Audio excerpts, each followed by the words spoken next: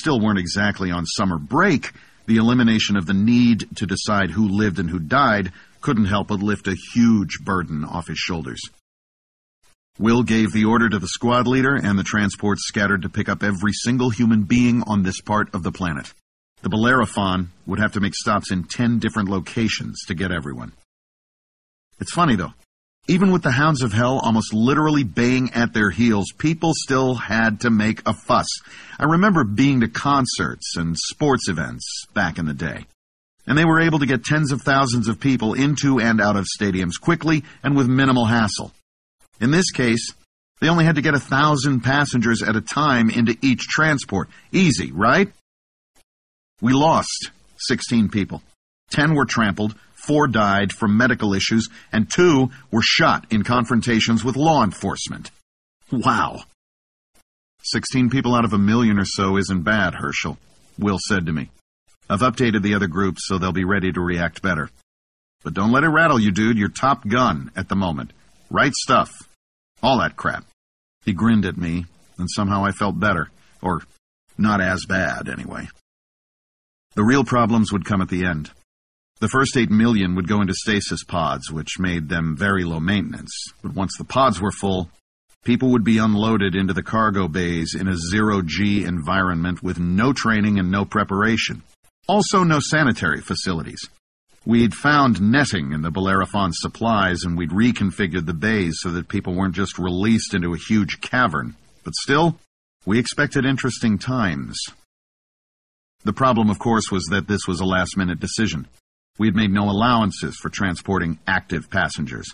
The plan mostly consisted of get them in, then bug out. After that, it got a bit vague. The goal was to get them out of range of the others' zappers. If we won, we could drop off our passengers at their homes. If we lost, well, no one really wanted to talk about that. But for now, we would just worry about getting them loaded. One small helpful detail was that the enclaves had been consolidating over the decades as they were moved closer to the equator. We no longer had to worry about the small, under 10,000 population groups that abounded when Will first came back to Seoul. We had decided we would simply load each enclave into their own cargo bay. No point in subjecting people to multiple shakeups. And tensions were high enough that violence between different groups wasn't out of the question. Although a fist fight in free fall might be more amusing than anything. A status window popped up, catching my attention. The transports had all cleared the entrance and were inside the axial corridor. Neil wordlessly gave me a thumbs up and closed the main doors. They could unload the refugees into a bay while we moved to the next pickup location. 21 enclaves. 9 more stops. And we would have collected the entire human race, at least in Sol System, into one ship. I directed the Bellerophon upwards. 1 down. 64. Battle begins. Riker, April 2257, Seoul. Bill looked in my direction. Okay, they've shot their wad with the pulse. Activate the Jokers. I nodded, then sent an email to Hannibal, leader of the Jokers.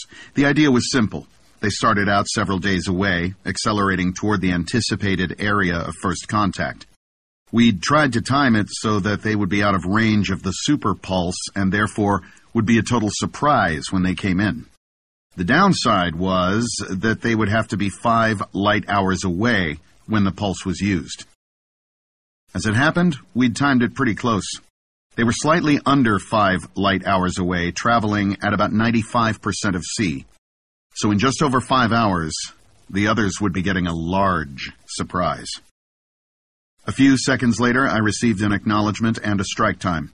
We would all have to be out of the area for that. I set up an alarm to remind me. Meanwhile, the first attack group had engaged the others. Coming in at 30 degrees, just like last time, they sprayed the area with lasers, plasma spikes, particle weapons, busters, and bombs. Bill looked over at me again. Bomb group. The Super Ping would have picked up a large number of dreadnoughts forward of the others' armada. What it wouldn't pick up was the large number of cloaked fusion bombs in their holds. The dreadnoughts now started firing the nukes forward using their railguns. Cloaked, running silent, the fusion bombs would only be detectable if the others sent another super ping. As the first attack group sliced through the others' formation, they scattered. As expected, the others launched the insanely fast torpedoes in pursuit. Plasma spikes and railgun fire took a lot of them out, but we lost about half of the bobs from that squad. I hoped their backups were up to date.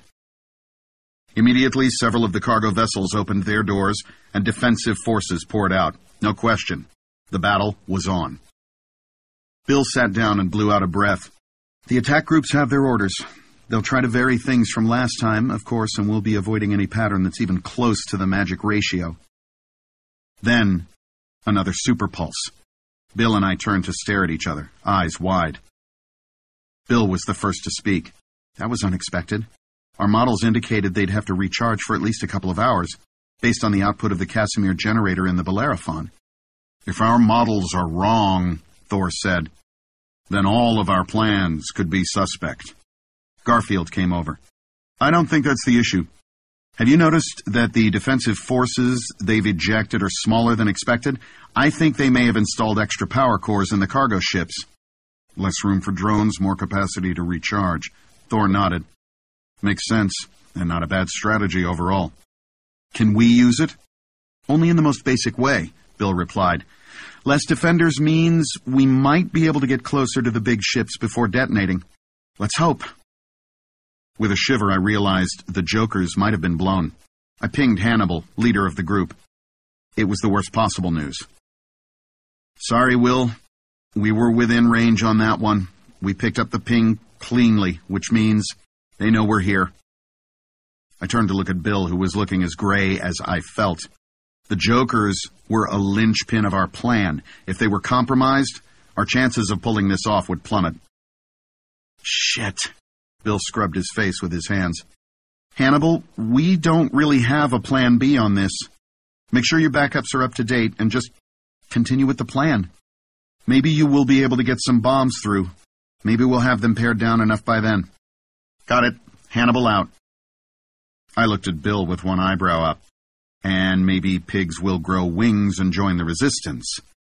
What choice do we have? Bill shrugged. All we can do is what we can do, Will. Thor cut into the conversation. Look, the others know everything we have now, but they don't know if it's everything. We could have other surprises for them, so let's not panic. Make it look like we still have a battle plan, and maybe they'll be distracted looking for what else is coming. Bill nodded. Good point. Okay, let's advance our schedule, though. Throw everything at them, but try to make it look like we're still offering a measured defense. Advise all battle groups. And let's get this going. Which brought us to the large load of nukes that the dreadnoughts had just unloaded. The others' defensive drones were already forming up to intercept them, and several death asteroids were rotating to bring their transmitter grids to bear. Spikes on the defenders, lasers on the grids, Bill ordered. A horde of enemy drones bore down on the oncoming nukes. We activated the drives on our bombs and ordered them to begin evasive maneuvers. Meanwhile, we attempted to spike as much of the incoming as possible. We had made improvements to our surge drive systems over the intervening decades, but we were still well short of the 100+ Gs that the enemy missiles boasted. It looked like they would take out about half of our bombs from that assault. The death asteroids were another issue. They would take out the electronics on any unshielded device. We had hoped that the others would depend more on the zaps and less on the missiles, but that was proving to be not the case. About 20 nukes made it through the oncoming curtain of missiles. Now the death asteroids brought their grids to bear. We waited until some of them unleashed their zaps. Then we proceeded to damage the grids of the vessels that had not discharged. The ones that had fired wouldn't be an immediate threat for a while. We needed to take out the ones being held in reserve. Then, the nukes reached their targets. Unlike in Delta Pavonis, these versions had mechanical triggers that weren't affected by a radiation bath. I think about half of them went off, Bill said, staring at the display. We waited for the interminable seconds until the view cleared. It was success, of a sort. It appeared we had now taken out about a third of their force. Unfortunately, experience in Delta Pavonis showed that most of our gains were achieved at the beginning of the battle, before the others adapted to our tactics. We'd have to do twice again this much damage to win, and that just didn't seem likely. With a grimace, Bill turned to me. "You should check on the status of the evacuation, Will. It may be the only thing that ensures the survival of the human race." I nodded and popped out. This would be a long day. 65. Facilities. Herschel, April 2257, Seoul. "That's your idea of a zero-G toilet?" Will's eyes bugged out as he looked at the video window. "Sue me," Neil answered. "We've already had a number of accidents, not to mention all the people who've reacted to zero-G by hurling. Oh, and guess what? The sight and smell of floating vomit apparently makes people vomit. What a surprise!" Neil took a deep breath. "Anyway, it's become a priority. This is basically just a big vacuum cleaner. I've got roamers going around vacuuming up existing, incidents, and we'll rig up some kind of privacy screen for use going forward." God, I'm glad I'm a replicant sometimes. No kidding," Neil grinned. I spared a moment to glare at him. "What about food and water?" "Food isn't even a consideration yet," Will said, shaking his head. "We'll strip the contents of the farm donuts before we leave, but that's dead last on the to-do. Water isn't an immediate issue because the enclaves were told to bring a supply with them, even the ones who were going into pods. We'll rig up a reclamation system, eventually. For now, we can drain some from the donuts." At that moment, we all got an IM from Bill.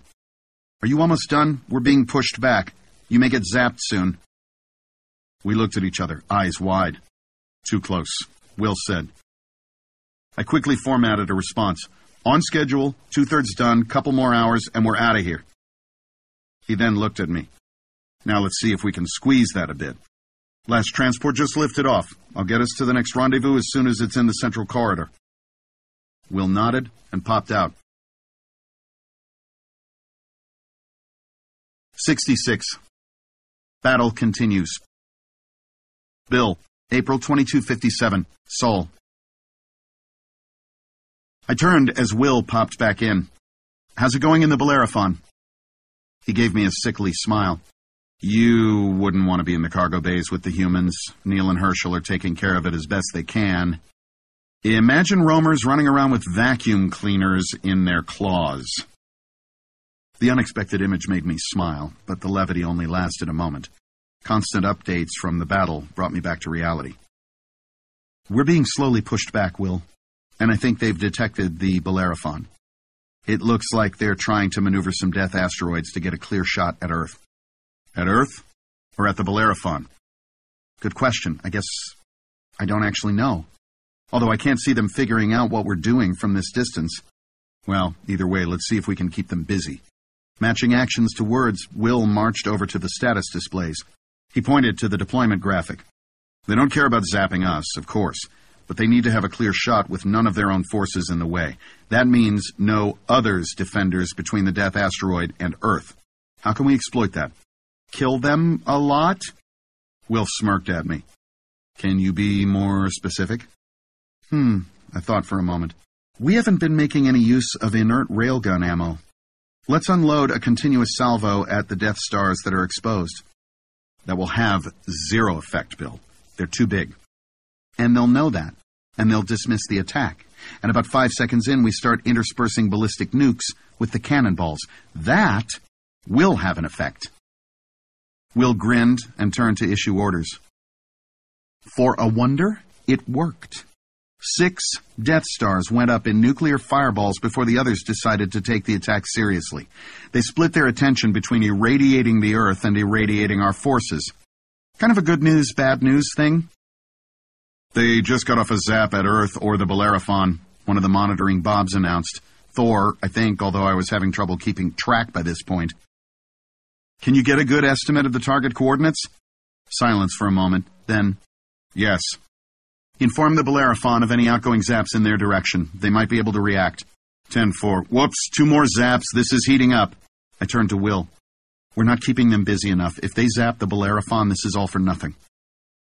Will thought for a moment, then gave orders.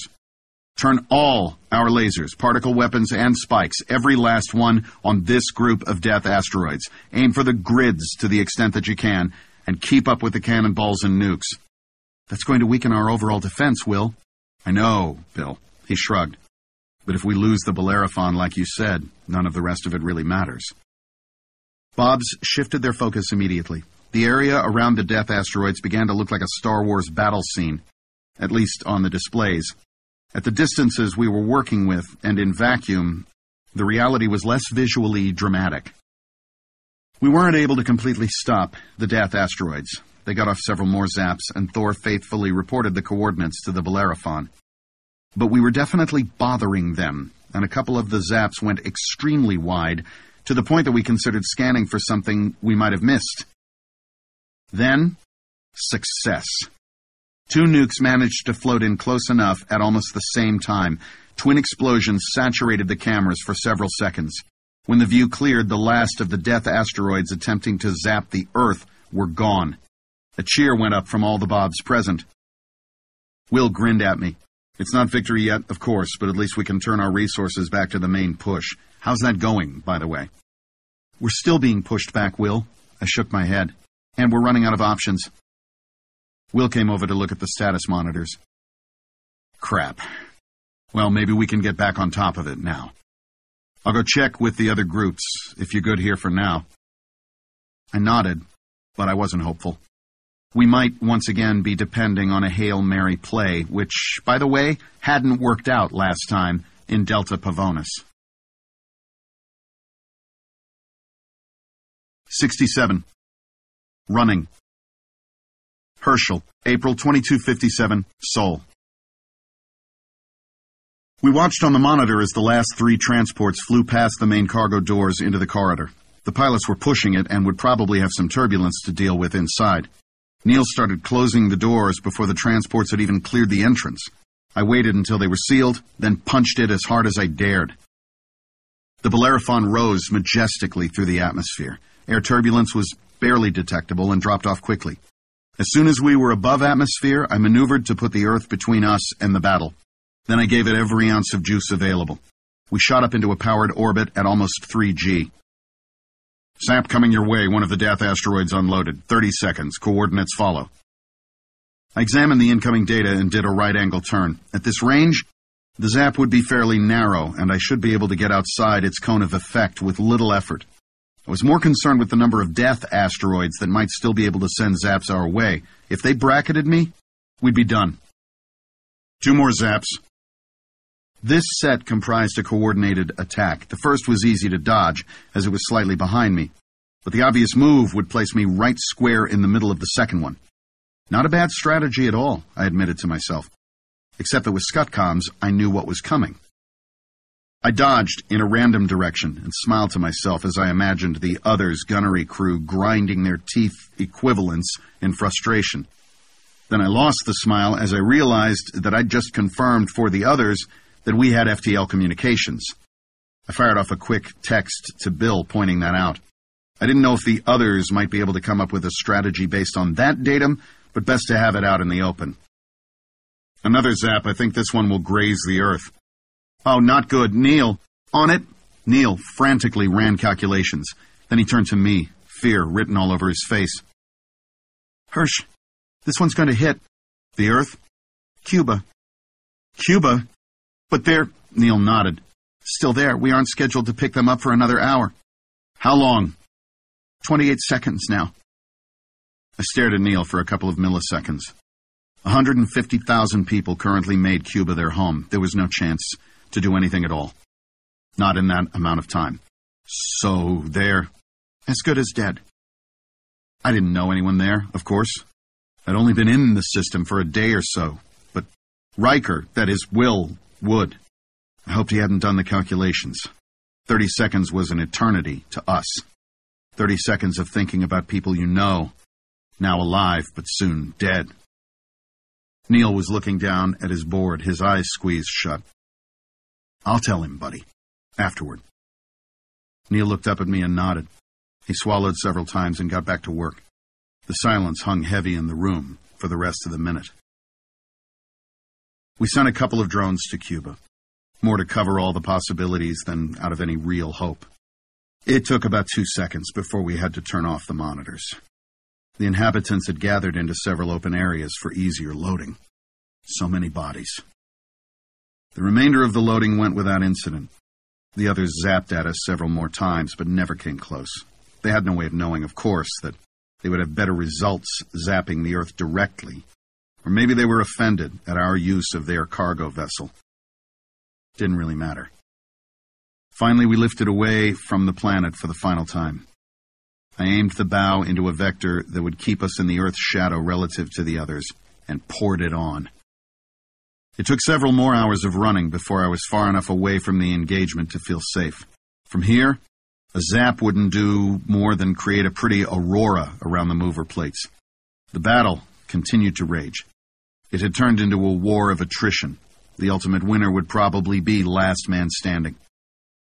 "What are our chances?" Neil said. I had no better idea than he did, of course. He just wanted to talk. I gave him a shrug. "If they win here, we'll have to head for one of the other colony worlds, which means setting up some kind of living arrangements in the cargo bays for 6 million people, while we build stasis pods en route. We could conceivably lose 1 million to starvation and disease. If we win, we can go back, unload, and build the rest of the stasis pods we need, then take everyone to 82 Eridani. But," I glared at Neil, "we still have to deal with the others at their source. Otherwise, they can just regroup, rebuild, repopulate, and come back at us again, somewhere down the road." We sat staring into space for some indefinite amount of time. I checked the status of the humans occasionally. Moans, whimpers, and hopeless sobbing sounded from the monitors. As hard as this was for us, it was infinitely worse for them. They'd been living under a potential death sentence all their lives, but it had been a diffuse, indeterminate, and impersonal kind of threat. Now, the threat loomed over them, personal and immediate, potentially to be carried out at any moment. I picked up a video feed from a random roamer. People had generally managed to wedge themselves into the netting that we'd provided.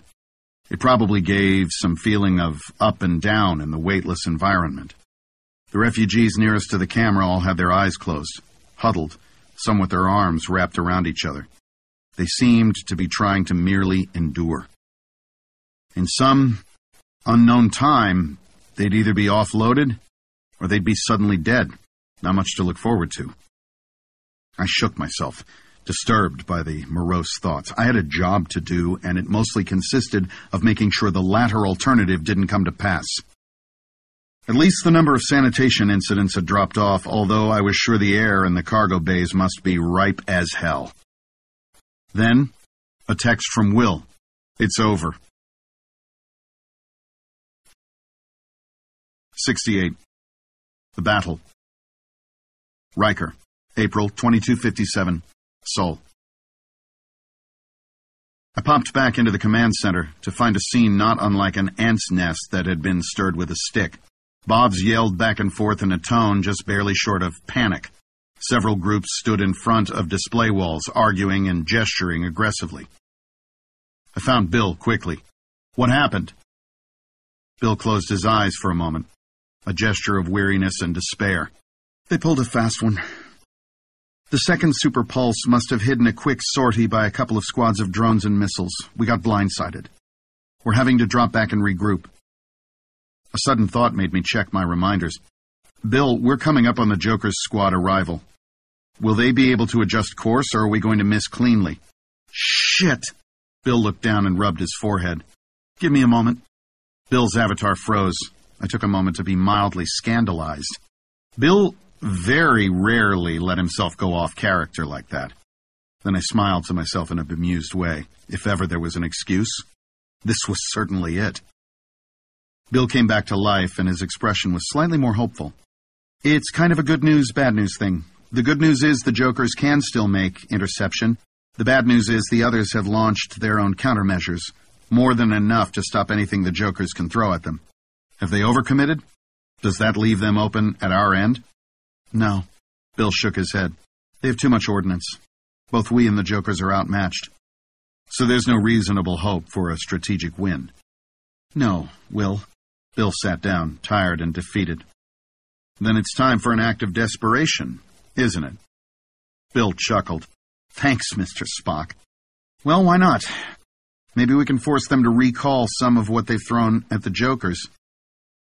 I nodded. We had a large complement of AMI-controlled dreadnoughts that wouldn't hesitate to sacrifice themselves. Gotta love AMIs. But we'd been holding them back in case an opportunity opened up. We'd be essentially throwing almost all of our fuel on the fire at once. Like there was a choice. I gave the orders and almost 100 dreadnoughts and assorted heaven vessels threw themselves forward at full acceleration. All other vessels were ordered to get out of line of fire. We could be pretty sure that the others would be using the zappers.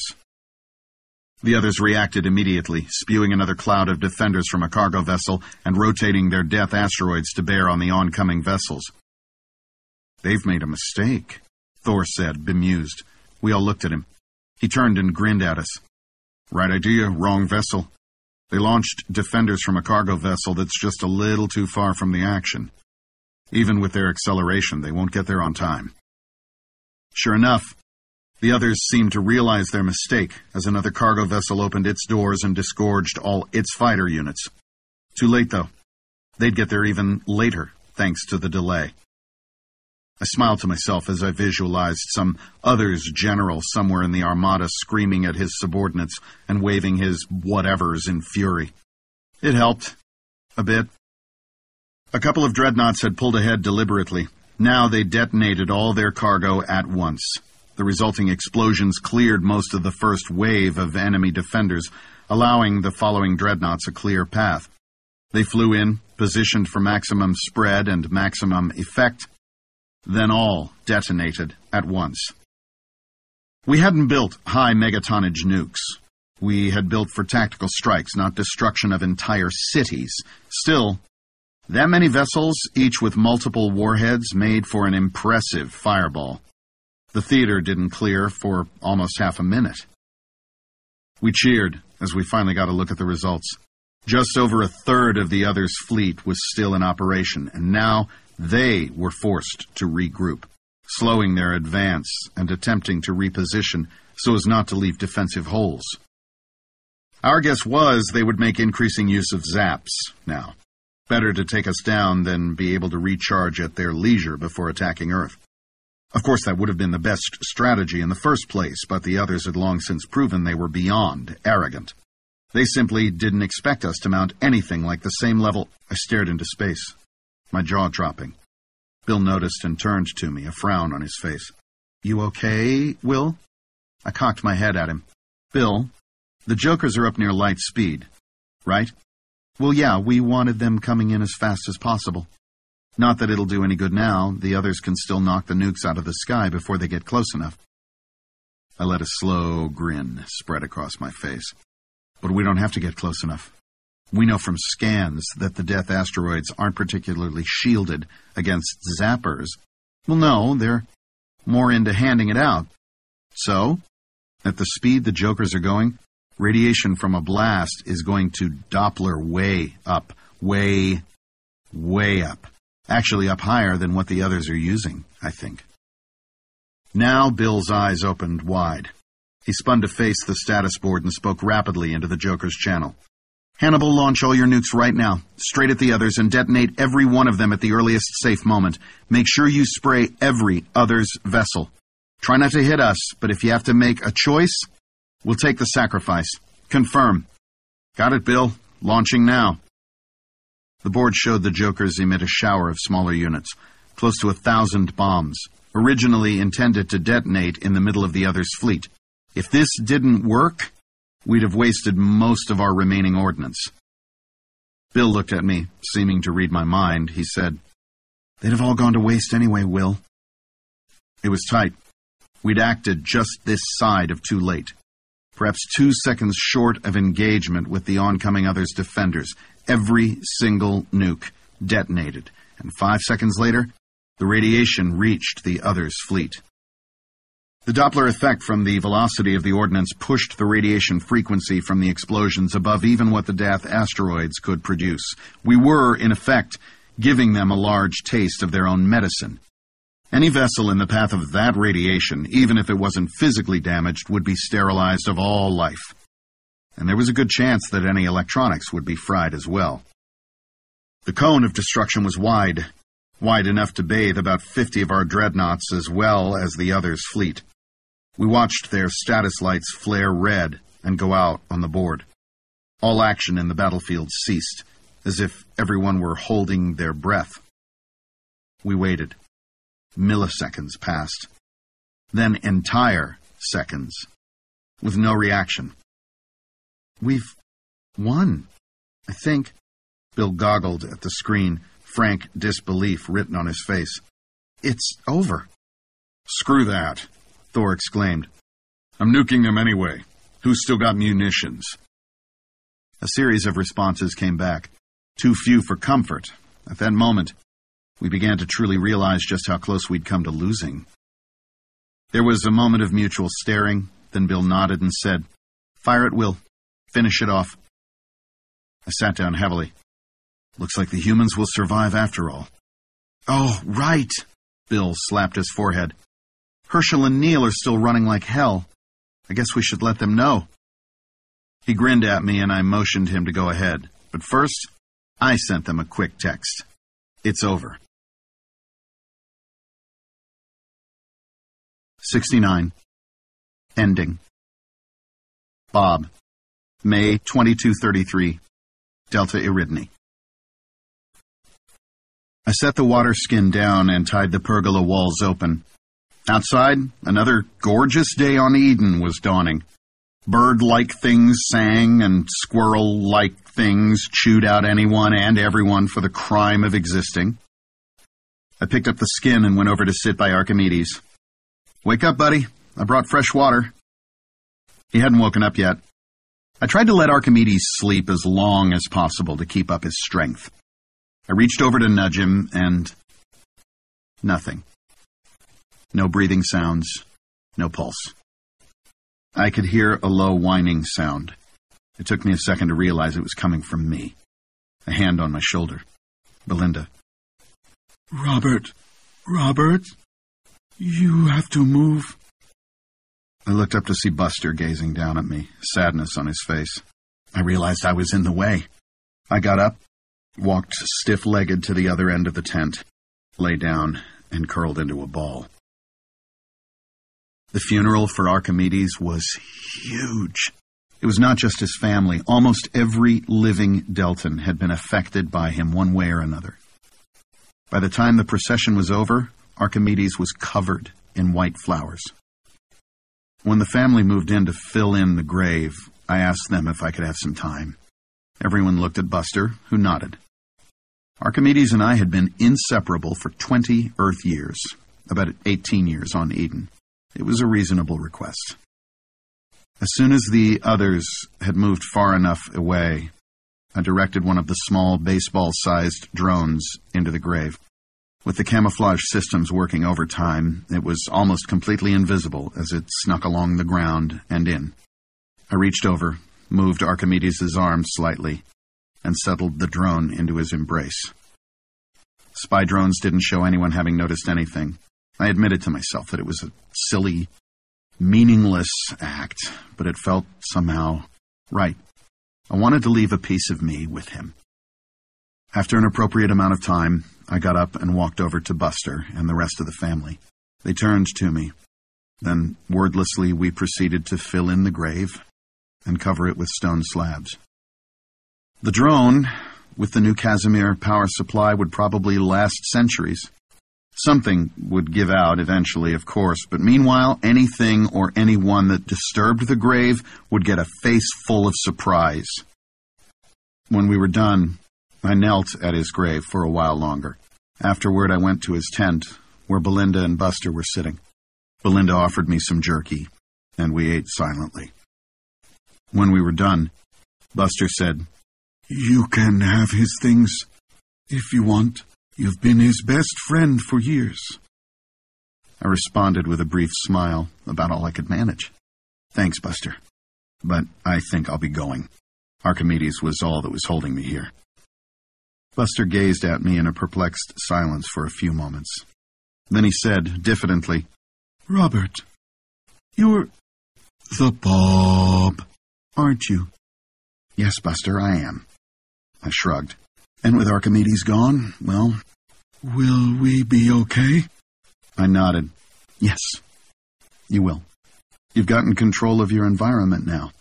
You'll show the world who's boss. And in some huge number of hands of years, your children's children's children will come find me and mine. I stood. Goodbye, Buster. Belinda. Live long and prosper. And without looking back, I walked out of the village to the waiting cargo drone. 70. Extermination. Icarus. December 2256 to April 2257, approaching GL 877. Showtime. GL 877 was still several light months away, but at our tau, Daedalus and I would experience it as minutes at most. Comms was receiving periodic queries and updates from local Bobs, probably Mario and his group, still trying to keep tabs on the others. Incoming messages were barely squeaks to me. The time dilation was far too severe for replicant hardware to overcome. Guppy was handling responses, but I'd asked him not to forward anything to me unless it was an emergency.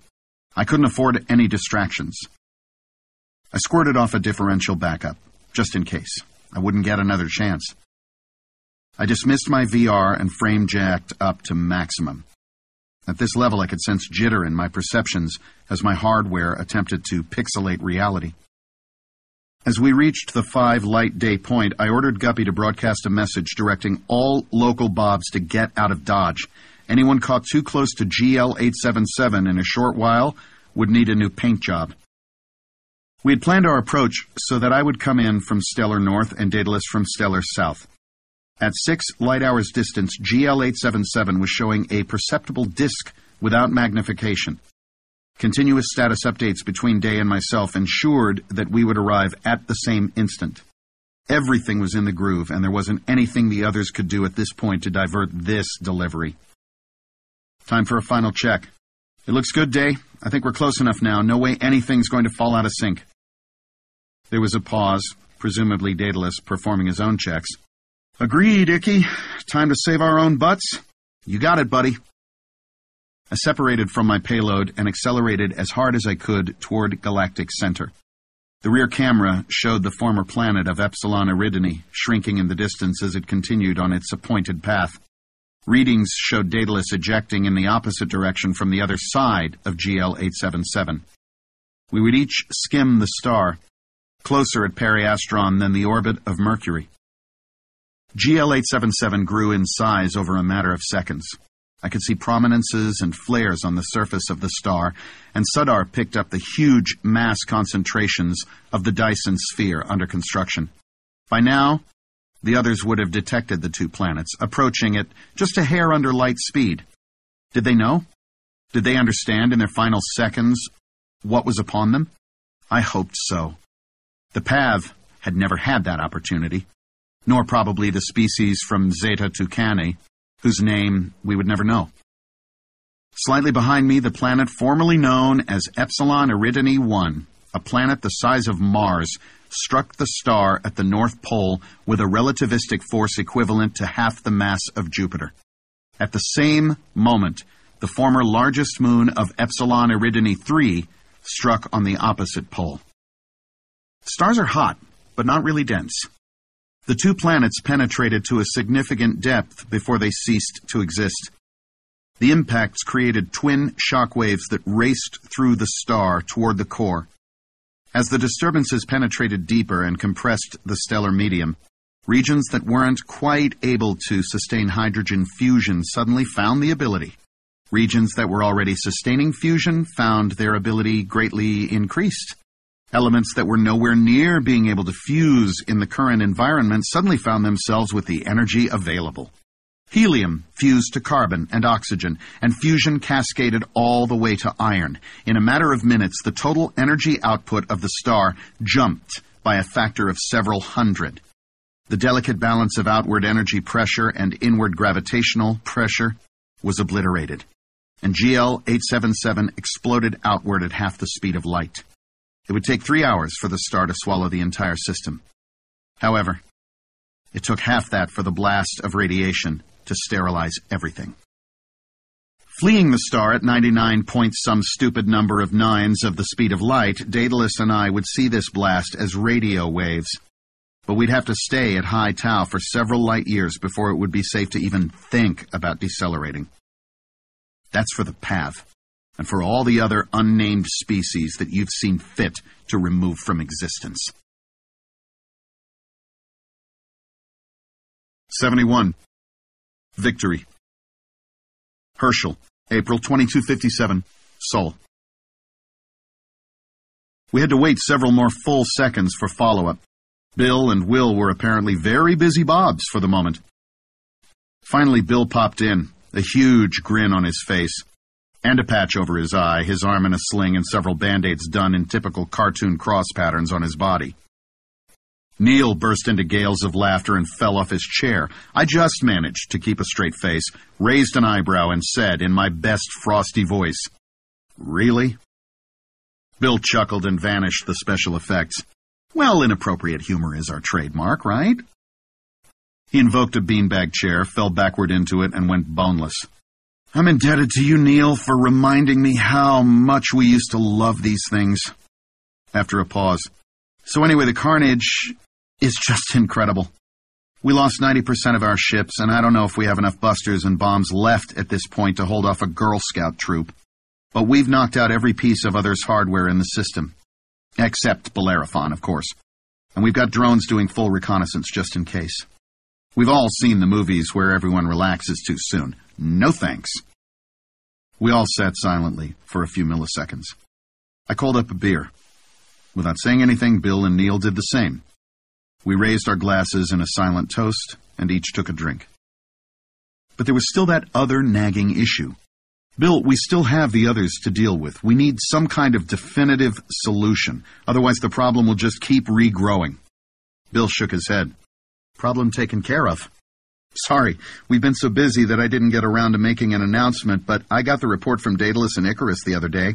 Their tau is up so high that it took almost a week for them to format the report and send it. Bill grinned. I launched a little experiment of my own back in 2225. Never said much about it because it was kind of a Hail Mary. I didn't want to raise false hopes, and I wanted to ensure we continued planning for a frontal assault. Anyway, about 10 days ago, GL-877 went nova. There is nothing left in that system now, right out to the Oort cloud, confirmed by the monitor drones just before they expired. Neil and I looked at each other in shock. We can do that? Dude, Neil said.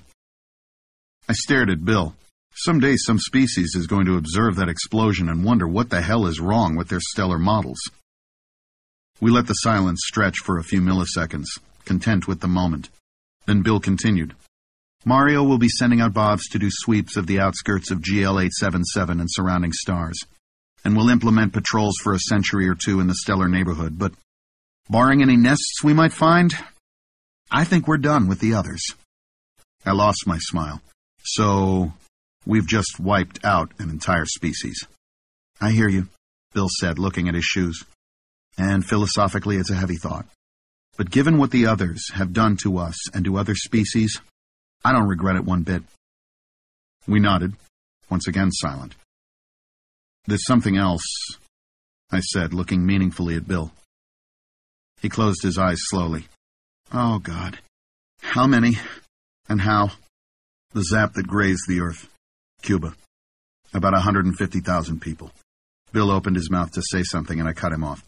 We checked. Bill nodded, silent. After a few milliseconds, he nodded to me.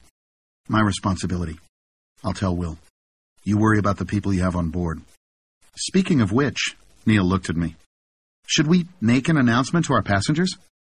Oh, yeah, guess so. Time to go home. We unloaded the humans in reverse order. Last in, first out. The first wave of transports had just left, and we faced a quandary. Is there any point in decanting the humans that are currently in stasis? We'd just be sending them back down to a planet that's barely habitable these days. I looked at Will and Bill. I looked at Will and Bill. I looked at Will and Bill. I looked at Will and Bill. I looked at Will and Bill.